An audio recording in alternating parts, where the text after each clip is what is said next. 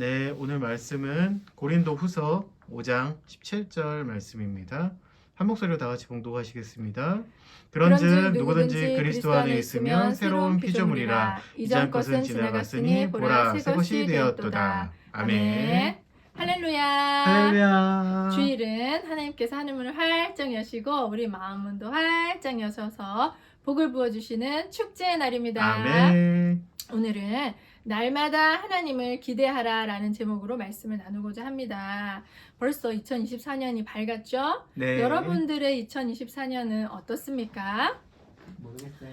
새해를 우리가 맞이할 때는 좀 뭔가 12월 31일과 1월 1일은 정말 하루밖에 차이가 안 나는데도 뭔가 작년을 보내고 새해를 맞이하는 기분은 언제나 남다른 것 같아요.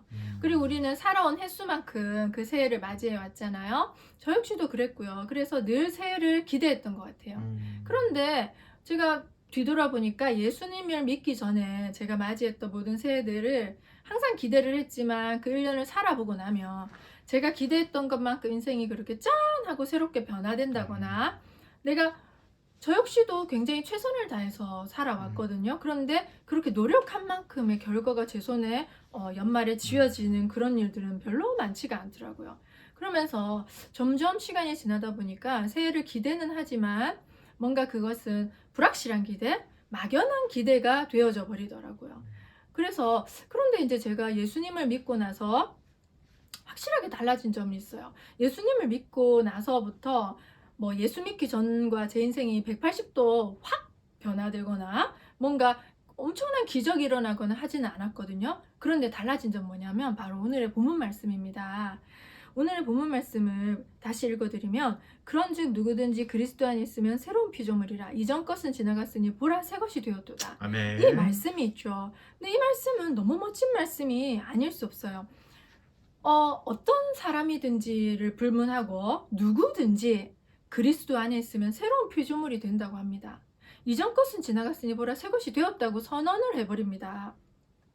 참 이 말씀이 저는 너무 좋아요. 왜냐하면 이 말씀에는 우리의 어떤 자격이나 노력 여하에 상관없이 하나님께서 그리스도 안에 있으면 너희는 새로운 피조물이라고 선언을 해주시는 그 말씀이기 때문에 저는 그래서 너무 좋더라고요. 그러니까 이 한 문장에 그 기독교의 핵심이 들어있다고 보면 됩니다.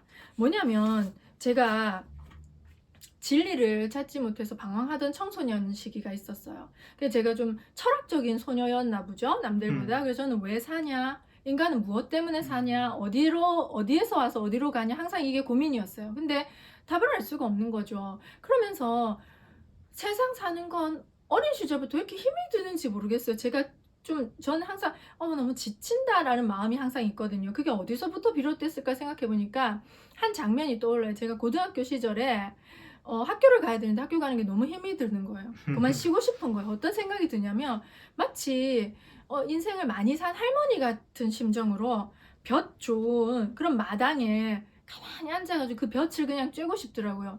그 마당에는 고양이가 나른하게 자고 있고 강아지가 그냥 아주 나른하게 돌아다니고 있는 그 풍경이 떠올라요. 그러니까 제 마음이 너무 어릴 때부터 그냥 힘이 들었나 봐요. 지쳐 있으니까 그런 쉼을 얻고 싶은 거죠. 그냥 인생을 다 이제 살아버려서 더 살 것도 없이 그냥 아주 평화롭게 그 햇빛 드는 마당에 앉아 있고 싶은 그 마음이었던 거죠. 제게 인생은 그랬거든요. 그래서 저는 이 속세의 범민을 벗어나고 싶어서 절에 들어가서 중2 되면 좀 나아질까 싶어서 절을 다녔어요. 그리고 또 우리 고향에는 통도사라는 유명한 절이 있어서 이 통도사를 대부분의 사람들은 아실 거예요. 해인사, 통도사 이 유명하거든요. 그래서 이제 통도사를 가서 이제 스님이 되어볼까 하고 기웃기웃거리면서 불교의 어떤 가치관도 한번 조금 공부해보고 했는데 그때 저는 벽을 느꼈어요. 뭐냐면 불교의 가르침은 아무리 읽어봐도 네 스스로가 도를 깨닫고 정진을 하며 해탈하게 될 것이다. 그러니까 네 스스로가 해라고 하는 거예요. 아니 나는 내 스스로가 못해서 절을 간 건데 거기다 대고 네 스스로가 하라고 하니 짐은 이중상중 더 저의 어깨에 지어지는 것 같더라고요. 더 지치는 거예요. 더 무섭더라고요. 그래서 여기는 아닌가 보다. 뭔가 절이 되게 평화롭고 고요하지만 그 속에서 진짜 그 진리를 구하려고 보니까 나보고 하라는 거예요. 나는 못하는데. 그때 저는 아니구나, 여기는 아니구나 생각했던 거죠. 그런데 이제 28에 예수님을 믿고 정식으로 제가 성경을 읽으면서 정말 무릎을 탁 쳤다는 거 아니겠어요. 우리 마태복음 11장 28절 읽어보실까요? 수고하고 무거운 짐진 자들아 다 내게로 오라 내가 너희를 쉬게 하리라. 그러면 네. 그렇지. 이게 과연 진리지. 아니, 수고하고 무거운 짐 진 자한테 니 또 짐을 하나 더 져라, 이러면 안 되잖아요. 수고하고 무거운 짐 진 자들에게는 이리 와, 내가 네 짐을 대신 져줄게, 넌 내 안에서 쉬렴. 네. 이게 바로 절대자하고 신이 아닐까. 저는 그런 절대자를 찾아 헤맸던 것 같아요. 그런데 제가 너무 안심했던 거는 그 절대자가 성경책 속에서 말해주고 있다는 거죠. 그 절대자가 실제로 살아 계시다는 게 저는 너무 안도가 되었고 네. 기뻤어요. 왜냐하면 난 안 죽어도 되겠다. 왜냐하면 저는 이걸 못 찾으면 죽으려고 결심을 했고 죽고 싶더라고. 뭐 더 살 이유가 없잖아요. 나 이렇게 힘이 들어온 삶을 더 이상 살고 싶은 사람이 어디 있겠어요. 아무리 노력해도 행복해지지가 않는, 아무리 노력해도 짐이 가벼워지지 않는 삶을 누가 살고 싶겠어요. 근데 제가 성경을 읽으면서 예수님을 믿게 되고 이 해답을 찾은 거죠. 인생은 여러분도 살아보셨지만 예수 믿고 난다고 해서 인생이 뭐 그렇게 가벼워집니까? 행복해집니까? 아니에요. 저도 얼마 안 살았지만 예수님 믿어도 더 고난이 찾아와요. 요셉을 보세요. 요셉. 저는요, 그 요셉이 이제 형들을 맞이하면서 자기 진짜 친동생, 배다른 형제들이잖아요. 근데 진짜 친동생 그 베냐민을 만나서 끌어안고 그 정을 못 이겨서 온 애굽이 떠나갈 정도로, 거기 성경책이 진짜 온 애굽이 알 정도로 울었다고 돼 있어요. 그 울음은 인간의 깊은 정말 그 울음일 거예요.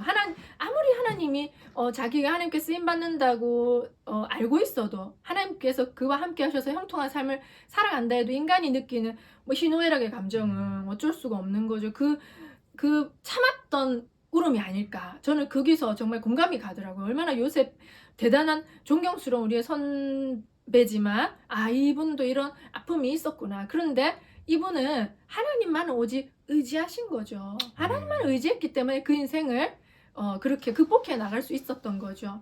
그러면서 저는 이 기독교의 가치관, 네가 무엇을 이루게 해야지 성공할 수 있다라는 세상의 가치관이 아니라, 얘야, 하던 거 멈추고 가던 발걸음도 멈추고 나의 안에 거하라. 이거 굉장히 수동적이잖아요. 저는 수동적이어서 너무 마음에 들더라고요. 너는 이제 아무것도 안 해도 되잖아. 내 안에 거해. 내가 할게.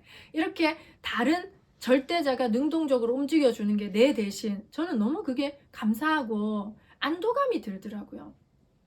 오늘의 본문도 그렇잖아요. 너의 노력으로 너의 삶이 새롭게 되는 것이 아니란다 얘야. 너희가 내 안에 거할 때 너희의 인생은 비로소 새롭게 되는 거란다. 여기 우리 노력이 어디 있습니까? 그냥 하나님 안에 거하는 그 정도가 우리의 노력이죠. 그죠? 그리고 우리 인생이 하나님 손에 들려졌을 때 비로소 새로워지는 거죠. 저는 이 말씀이 너무나 좋습니다. 왜냐하면 2024년을 맞이할 때 기대감이 부푼 사람도 있을 거고 기대가 없는 사람도 있을 거예요. 왜냐하면 2023년이 너무 힘들었기 때문에 거기서 회복되지 못한 사람들도 많을 거고 지금도 고난 가운데 있는 분들도 있을 거란 말이죠. 그런데 우리 인생을 내 힘으로 살아간다면 그 참 희망 없어요. 그죠? 그런데 기대가 가득 찬 사람이든 지금도 아직까지 절망 가운데 있는 사람이든 그 사람도 잘못한 건 아니잖아요. 그 사람 모두 동일하게 하나님께서 그 사람을 붙드시면 그 사람의 인생은 이미 새롭게 된다는 거죠. 그것이 저는 너무나 감사하고 그것이 저에게는 복음이었습니다. 자, 요한복음 15장 5절로 읽어주실까요? 나는 포도나무여 너희는 가지라 그가 내 안에 내가 그 안에 거하면 사람이 열매를 많이 맺나니 나를 떠나서는 너희가 아무것도 할 수 없음이라. 아멘. 아멘. 이렇게 우리는 포도나무에 붙은 가지와도 같은 존재인 거죠. 우리가 예수님께 꼭 붙어 있어야만 우리는 생명을 얻고 또 우리 인생 열매도 얻을 수가 있다는 거죠. 2024년이 우리 어떻게 펼쳐질지 알 수가 없어요. 그렇지만 한 가지 확실한 것은 우리 인생이 하나님 손 안에 놓여 있다면 하나님께서 가장 아름다운 길로 우리를 인도하실 거라는 것만은 확실한 거죠. 아멘. 시편 139편 17절로 18절을 읽어주실까요? 하나님이여 주의 생각이 내게 어찌 그리 보배로우신지요 그 수가 어찌 그리 많은지요 내가 세려고 할지라도 그 수가 모래보다 많소이다 내가 깨울 때에도 여전히 주와 함께 있나이다. 아멘. 저는 제 인생에서 실패를 경험할 때마다 이 말씀이 떠올라요. 모래알 이 말이 떠올라요. 제가 왜 그러냐면 우리가 뭔가 실수를 하거나 잘못된 선택을 해서 실패할 수도 있잖아요. 크고 작은. 그런데 그러면 되게 그게 좌절이 되고 절망이 되고 낙담이 되잖아요. 왜냐면 내가 내 발등을 찍었으니까. 근데 우리 인생이 하나님 손에 들려 있고 그 하나님은 우리에 대해서 계획이 그렇게도 보배로우시다고 합니다. 아름답다고 합니다. 그러니까 선한 계획만 있다는 거죠. 그리고 그 수가 어찌 많은지 모래알보다 많다는 거예요. 아멘. 우리가 해변가에서 모래사장에서 모래를 떠서 그 모래 내 손바닥에 있는 모래만 세더라도 다 못 세잖아요. 그죠? 세다가 그냥 기분 나빠질 거예요. 너무 많아가지고. 그런데 하나님, 우리를 향한 하나님의 계획은 그 모래보다도 많다고 하는 게 저는 너무 안심이 되더라고요. 왜냐면 이게 안 되면 저걸로, 저게 안 되면 요걸로, 요게 안 되면 또 다른 걸로. 아멘. 그게 무수한 그 변수, 대안이라고 하죠. 대안이 엄청나게 많다는 거죠. 그게 얼마나 안도감이 되었는지, 하나님이 진짜 지혜로우시구나. 하나님은 진짜 똑똑하시구나. 전략가이시구나. 저는 참 마음이 안심이 되었습니다. 아멘. 내 인생이 내 손바닥에 있으면 고작 내 수준이잖아요. 그죠? 그런데 내 인생이 하나님 손바닥에 위에 있으면 하나님 수준이 되는 거잖아요. 그럼 우리가 상상해 볼만 하잖아요. 상상이 안 되어도 뭔가 달라지겠지 하고 기대는 할 수가 있는 거죠.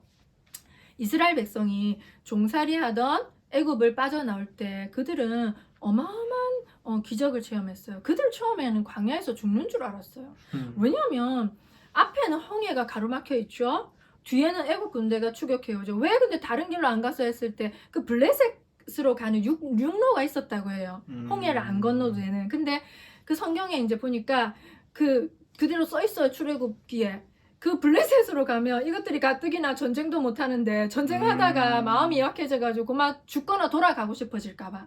그래서 우회로를 선택한 게 홍해였던 거예요. 하나님의 우회로는. 그게 기가 막힌 대안이죠. 왜냐하면 적을 만날 그 수가 없어. 광야니까 아무도 안 살아. 그러니까 그 홍해에 딱 하나님 데려다 놓으신 거죠. 근데 이놈의 애국 군대가 뒤에서 추격을 해옵니다. 그렇게 10가지 재앙 맞아 놓고서는 정신을 못 차리는 바로 왕이에요.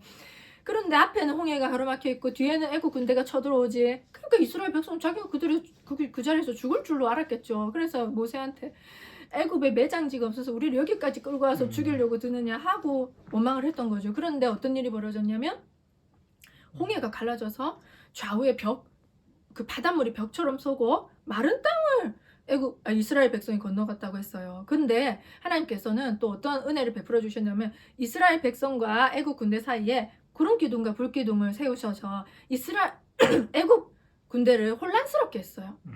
그래 병거의 바퀴도 이렇게 빼버리고 그러면서 애국 군대를 혼란스럽게 해서 추격을 잘 못하도록. 왜냐면 이스라엘 백성들이 다 건너가야 될 거 아니에요. 장정만 60만인데 그 시간이 필요하잖아요. 그러니까 하나님 시간을 버시고 다 건넌 다음에 물을 다시 흐르게 모아서 물무더기로 애국 군대 그 강한 군대를 몰살시켜버린 거죠. 그래서 해변가에서 이스라엘 백성들을 애국 군인들이 죽어있는 거를 봤다고 해요.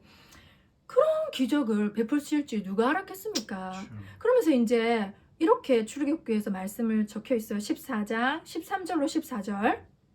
모세가 백성에게 이르되 먼저 두려워하지 말고 가만히 서서 여호와께 오늘 너희를 위하여 행하시는 구원을 보라. 너희가 오늘 본 애굽 사람을 영원히 다시 보지 아니하리라. 여호와께서 너희를 위하여 싸우시리니 너희는 가만히 있을지니라. 아멘. 아멘. 너희는 가만히 있어. 오늘 너희를 위하여 행하시는 여호와의 구원을 보라고 하십니다.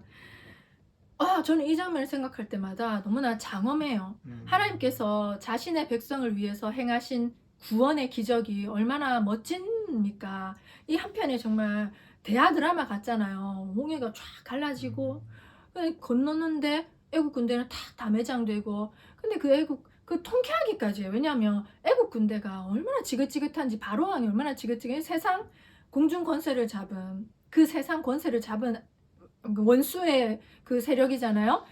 10가지 재앙을 애굽에서 맛봤다니까요. 아무리 해도 안 보내줬어요. 바로의 마음이 얼마나 완악했던지 마지막 10번째 재앙이 모든 장자가 다 죽는 재앙이었잖아요. 처음 난 모든 것은 왕이건 저기 종살이하는 사람이건 또 짐승이건 간에 다 죽었어요. 그런데 이스라엘 백성은 하나님이 약속하셔서 너희가 이게 유월절이잖아요. 명절을 지키는 거잖아요. 어린 양을 잡아서 좌우 문설주 문인방에 바르면 그 피를 보고 내가 건너가리라. 그래서 유월절이잖아요. 건너간다. 그런데 그 끔찍한 일을 당하고도 바로가 정신을 못 차려요. 그 슬픔 속에 애굽 모든 전국이 곡하는 그 슬픔 속에 잠겨 있었다가도 이스라엘 백성을 자기가 보내준 것을 후회하고 바로 군대를 보내서 추격하라고. 저 우리 노예를 잡아서 우리 다시 노예를 종살이 시켜야 되는데 하고 정신 못 차린 게 애굽 군대 바로예요. 그런데 그 악한 애굽 군대를 하나님께서는 완전히 매장시켜 버렸었잖아요. 얼마나 통쾌한 아멘. 승리입니까? 아멘. 정말 하나님께서는 우리가 알지 못하는 그러한 방식으로 일하고 계실 겁니다. 아멘. 우리는 할 일은 그 하나님을 믿고 가만히 있는 거죠. 가만히 있는 건 뭐냐? 내 삶 속에서 내가 할 일, 내가 할 수 있는 일만, 그 이상을 우리가 너무 하려고 과도하게 하지 말고 내 할 수 있는 일만 최선을 다하면서 성실하게 그 하루하루를 살아가는 거죠. 그런데 이제 이스라엘 백성이 이렇게 어마어마한 기적을 맛보고도 하나님을 불신하게 되었어요. 인간의 속성은 그런가 봐요. 우리가 그렇잖아요. 우리도 아마 어마어마한 기적을 보고 나서도 금세 잊어버리고도 하나님 불신한 채로 불평불만하고, 왜냐면 눈에 보이는 게 잘 없으니까 하나님 눈에 보여야 말이죠. 그죠? 그런데 하나님은 어떤 분이셨을까? 그걸 한번 생각해 보는 거죠. 저 역시도. 왜냐면 저 역시도 이 하나님의 손에 꽉 안 잡힌단 말이죠. 저 역시도 2024년을 맞이하는 마음이 기대도 물론 있겠지만 두려움 또는 어떤 뭔가 진짜 좋은 일이 일어날까 하는 의문? 그런 게 있지 않겠습니까? 우리 모두에게. 그런데 제가 오늘 말씀드리고 싶은 것은 우리의 어떤 감정, 우리의 어떤 생각이 아니라 또 우리의 현실이 아니라 말씀을 보자는 거죠. 우리 말씀만큼 확실한 건 없잖아요. 내 기분, 내 감정이 아니라 내 생각 아니라 말씀 붙들고 그냥 가자는 거죠. 아멘. 말씀 붙들고 그냥 렛츠고 하자는 거죠. 아멘. 우리 출애굽기 16장 4절로 보면 읽어주실까요?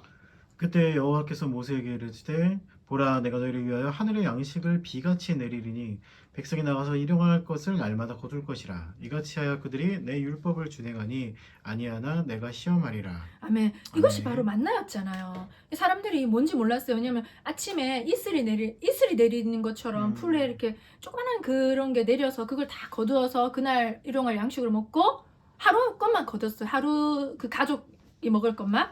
그리고 다음날 아침은 또 다음날 아침 거 거두고, 그렇게 배 고프지 않게 하나님은 특별한 전에도 없었고 그 후에도 없었어요. 농사 지었으니까 그 후에는 광야에서 농사도 못 지니까 그렇게 만나를 먹이셨고, 또 출애굽기 13장 21절로 22절 여호와께서 그들 앞에 가시며 낮에는 구름 기둥으로 그들을 인도하시고 밤에는 불 기둥으로 그들에게 비추사 낮이나 밤이나 진행하게 하시니 낮에는 구름 기둥 밤에는 불 기둥이 백성 앞에서 떠나지 아니하리라. 아멘. 아멘. 광야는 낮에는 너무 덥고 밤에는 또 너무 추워져요. 갑자기 그 일교차가 너무 크니까 낮에는 시원하게 구름 기둥으로, 밤에는 따뜻하게 불 기둥으로 이 이스라엘 백성 인도해 주신 거죠. 또 신명기 8장 4절로 제가 읽어드릴게요. 이 40년 동안에 내 의복이 헤어지지 아니하였고 내 발이 부르트지 아니하였느니라. 아멘. 아멘. 또 신명기 11장 31절로 읽어주실까요? 광야에서도 너희가 당하였거니와 사람이 자기 아들을 안는 것 같이 너희의 하나님 여호와께서 너희가 걸어온 길에서 너희를 안으사 이곳까지 이르게 하셨느니라 하나. 아멘. 아멘. 자, 척박한 광야에는 뱀과 정갈이 산다고 그러잖아요. 그리고 먹을 것도 없죠. 그리고 밤에는 춥고 낮에는 덥죠. 그런 곳에서도 이스라엘 백성이 죽지 않고 무사히 그 광야를 지날 수 있었던 것은 하나님께서 그 어려운 기간 동안에 사람이 자기 아들을 안는 것처럼 이스라엘 백성을 안아서 갔기 때문에 아멘. 그렇다고 합니다. 그런데 이 말씀이 참 저에게도 위로가 되더라고요. 신명기가. 그러면서 신명기를 다시 앞부분 읽어봤는데 그 신명기가 참 괜찮은 성경책이더라고요. 되게 위로가 되고 하나님의 일하심이 그 어느 책보다도 자세히 서술되어 있더라고요. 우리가 이런 우화를 들어본 적이 있으실 거예요. 어떤 사람이 이제 자기 인생을 그 과거를 돌아볼 수 있는 객관적으로 그런 시간이 주어졌다고 합니다. 그런데 이제 그 사람이 갔던 길에 발자국이 있었는데 모든 길에 발자국이 4개였대요. 자기 발자국 2개, 이제 예수님이 함께 동행하신 발자국 2개에서 4개의 발자국이 이렇게 있었는데 어떤 구간, 자기 인생에서 가장 힘들었던 그 구간에만은 발자국이 2개밖에 없었더래요. 한 쌍만. 한 사람의 발자국밖에 없었다는 거예요. 그걸 보고 그 사람이 얼마나 원망이 되든지, 예수님 그 전까지는 저와 그렇게 함께 가셨으면서 결국에는 제가 가장 힘들 때 저를 혼자 내버려 두셨군요 하고 원망을 했는데, 그 예수님이 그걸 듣고서는 얘야 그런 것 같지 아니란다. 그 가장 어려운 순간에 내가 너를 업어서 갔어. 아멘. 그럼 그 발자국은 누구 발자국이겠습니까? 예수님 발자국이죠. 그 사람이 너무 그게 감격스러워서 너무 예수님이 업어갔으니 그 정도였다는 거죠. 우리가 그 사실을 자주 잊어버리지 않겠습니까? 또 우리의 2024년이 어떨지 우리는 알 수 없어요. 좋은 일도 당연히 있을 거고 분명히 슬픈 일도 힘든 일도 있을 거란 말이죠. 그런데 좋을 때는 당연히 우리가 기뻐하고 찬양하겠지만 힘들 때는 우리가 이 신명기 말씀을 기억하시자는 거죠. 그 힘든 순간에 광야를 지날 때 하나님은 항상 우리를 아들처럼 우리를 안아서 업어서 데리고 가신다는 사실을 아멘. 꼭 기억하시기 바랍니다. 아멘, 아멘. 그리고 또한 하나님은 신명기 1장 33절로 읽어주실까요? 그는 너희보다 먼저 그 길을 가시며 장막 칠 곳을 찾으시고 밤에는 불로 낮에는 구름으로 너희가 갈 길을 지시하신 자이시니라. 아멘. 이렇게 먼저 가셔서 우리가 해야 될 것들을 예비해 놓으시는 정말 그런 자상하신 친절하신 그 하나님이 우리의 하나님인 것을 잊지 말길 바랍니다. 아멘. 제가 이 설교를 준비하면서 또 2023년을 돌아보면서 예수님 생각이 참 많이 났습니다. 뭐가 생각났냐면 2023년이 저에게는 좀 특별히 어려웠다고 할까요? 그런데 잘 버텼어요. 살아있잖아요, 이렇게. 이렇게 설교도 할 정도로. 그런데 돌아보면 참 내가 힘들었구나 하는 생각이 들었어요. 그런데 어떤 생각이 들었냐면 예수님의 십자가가 생각나더라고요. 예수님이 십자가에서 이렇게 말씀하셨잖아요. 돌아가시기 전에 엘리 엘리 라마 사박다니, 나의 하나님 왜 나를 버리셨나이까, 이렇게 절규를 하셨어요. 이건 진실된 절규예요. 쇼를 한 게 아니라 그 순간 하나님 예수님 철저히 버리신 거죠. 왜? 우리를 구원하기 위해서 예수님 철저히 버리셨는데, 그 순간 만약에 예수님이 하나님을 의지하지 않고 하나님을 믿지 않았다면, 그때 정말 예수님 입장에선 하나님이 굉장히 나쁜 짓을 하신 거잖아요. 그런데 그럼에도 불구하고 다 이유가 있을 거야. 하나님이 나에게 나쁜 짓을 하실 리가 없는 좋으신 분이야 라는 그 믿음이 없었다면 예수님 그 자리에서 내려오셨을 거예요. 예수님이 이렇게 말씀하셨잖아요. 베드로가 그 대제사장의 종의 귀를 잘랐을 때 예수님을 잡겠다고 막 쳐들어온 다가오는 사람들의 그렇게, 베드로는 다혈질이니까 귀를 잘랐잖아요. 그때 예수님께서는 칼로 하는 자는 칼로 망한다고, 그러면서 그 종의 귀를 어루만져 주셔 귀를 낫게 해주시면서, 내가 지금 12군단도 더 되는 하늘 군대를 동원해서 이 모든 것을 무찌르고 내가 잡혀가는 그거를 막을 능력이 없어 보이느냐? 나는 그런 게 있다. 그러면 십자가에 달리셨을 때 예수님은 내려올 수 있는 권한도 있었고 능력도 있었다는 말입니다. 왜냐하면 하나님이셨기 때문에 천사들을 동원해서라도 하실 수 있었을 거예요. 근데 안 하시고 참으신 거죠. 우리는 못해요. 근데 예수님은 하실 수 있었어요. 그 순간 십자가에서 그 모든 자신의 권한을 다 포기한 거죠. 아멘. 원망하는 것도 포기하고, 다만 너무 힘이 드니까 그렇게 절규는 하셨을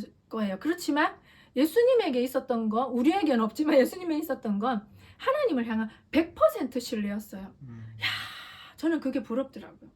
정말 그게 멋지더라고요. 역시 예수님이시다. 어떻게 그렇게 처참한 인간이 당할 수 있는 가장 처참한 순간에 하나님을 신뢰할 수 있을까? 아멘. 하나님을 원망하지 않을 수 있을까? 야, 저는 그게 너무 멋지더라고요. 그래서 제가 2024년에 얻고 싶은 것은 그거예요. 예수님의 믿음을 본받아 나도 그 믿음을 따라가고 싶다. 아멘. 어떠한 순간이 온다 하더라도, 좋을 수도 있고 안 좋을 수도 있죠. 요셉 인생 보세요. 저는 우리에게는 꽃길만 있어요 라고 이제 말 못해요. 왜냐면 요셉 인생만 보더라도 얼마나 힘들었습니까? 나중에 총리가 되긴 했지만 뭐 요셉이 뭐 지가 총리가 되고 싶었어요? 요셉의 인생을 보면 정말 요셉은 하나님을 사랑한 사람이었어요. 아멘. 하나님을 의지하고 믿었던 사람이고요. 왜냐하면 요셉은 자신의 인생을 들여서 하나님의 꿈을 이루어 드렸잖아요. 요셉을 통해서 이스라엘 백성이 구원을 얻었고 60만 명으로 장정만 그 이상이죠. 여자와 아이들을 치면 그 장정만 60만으로 불려낸 장본인이잖아요. 요셉은 장자권을 얻었어요. 유다가 다윗 왕의 계보를 이었지만 장자권은 요셉에게 있다고 하셨어요. 하나님께서는. 그런 요셉은 자신의 인생을 들여서 예수님처럼 하나님의 꿈을 이루어 드린 거죠. 아멘. 우리도 하나님께서 우리에 대한 계획이 있으십니다. 뭔지는 모르겠지만 예수님께서 하나님의 계획을 갖고 이 땅에 오셨듯이 우리 역시 하나님의 계획을 가지고 이 땅에 태어난 거죠. 이 땅에서 우리도 예수님처럼 그렇게 하나님을 의지하고 신뢰하고 하나님의 꿈을 이루어드리는 그런 멋진 계획을 우리가 가지고 있다면 얼마나 훌륭하겠습니까? 그러니까 2024년이 어떠한들 또 뭐 고대 훈련일 수도 있지. 작년처럼 뭐 어때? 괜찮은 거죠. 그래도 우리는 예수님처럼 하나님을 의지한 채 늘 새롭게 하시는 그분을 바라보고 찬양하며 나아가는 거죠. 아멘. 결국 어땠습니까? 그렇게 십자가를 이기신 십자가의 굴욕 그 고통을 참으신 예수님께서는 지금 보좌 우편에 앉아 계시면서 만왕의 왕이 되셨지 않았겠습니까? 네. 하나님을 의지하고 우리의 인생을 2024년 하나님께 맡겨드리는 거죠. 그럴 때 우리의 인생은 날마다 새롭게 되는 거죠. 돌아보면 예전보다는 그래도 지금 더 예수님을 닮았다. 내 성질이 좀 죽었다. 내 자아가 좀 죽었다. 내가 좀 말씀을 더 읽는다. 내가 하나님을 더 신뢰하는 것 같다. 아멘. 하면 100점인 거죠. 그냥. 아멘. 우리가 그것을 바라보면서 참 좋으신 하나님을 더 신뢰하는 아멘. 2024년이 되었으면 좋겠습니다. 아멘. 출애굽시킨 이스라엘 백성을 광야에서 먹이시고 입히시고 결국에는 젖과 꿀이 흐르는 땅 약속의 땅 가나안에 이르게 하신 분은 전적으로 하나님이신 거죠. 아멘. 이스라엘 백성이 잘나서가 아니잖아요. 내가 너희를 사랑하는 것은 너희가 강하고 수요가 많아서가 아니라 오히려 반대로 너희는 약하고 수요가 적은데 내가 너를 그냥 사랑하는 거야 라고 이스라엘 백성한테 말씀하신 거죠. 아멘. 그 하나님 우리의 하나님이신 거죠.